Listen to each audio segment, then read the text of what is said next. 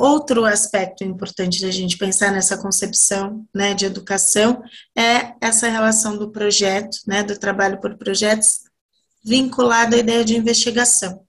Então, é fundamental que a gente se coloque nessa perspectiva investigativa, né, diante das situações, tentando aprofundar, né, descer mais camadas para compreender melhor.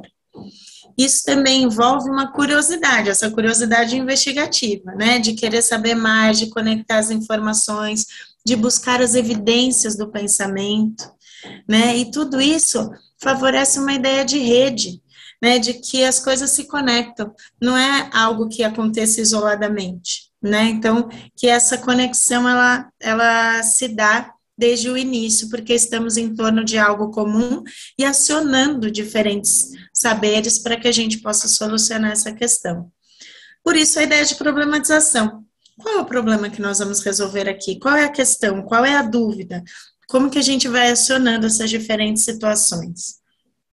E tudo isso promove o aprofundamento. Se nós não nos colocarmos só na superfície, se a gente não entender que projeto são etapas para que a gente responda algo que nós já até sabemos, que nós esperemos que as crianças cheguem a determinada resposta, e não que elas investiguem, que elas aprofundem, que elas levantem outras possibilidades.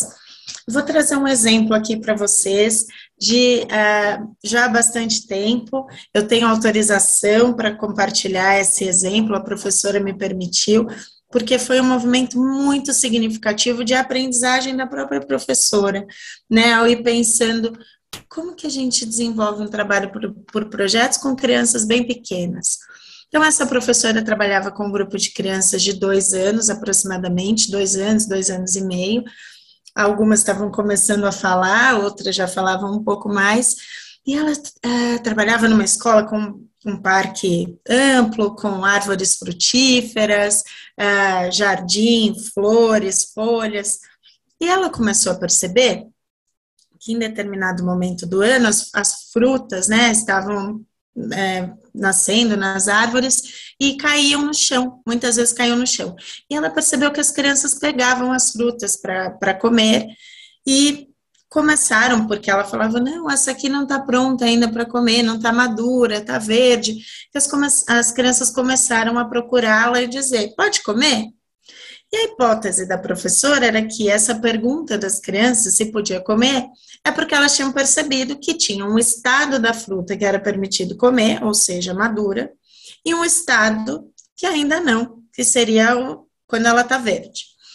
Então a professora se colocou uma pergunta, falou, nossa, será que as crianças vão perceber a diferença, sem que eu precise dizer, se essa fruta é madura e está pronta para o consumo, se ela está verde?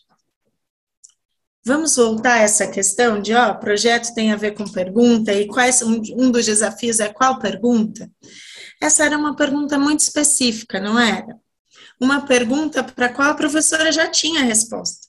E ela queria, de alguma forma, direcionar as crianças para essa resposta, seguindo algumas etapas, e dizer, olha, elas alcançaram esse saber, esse conhecimento.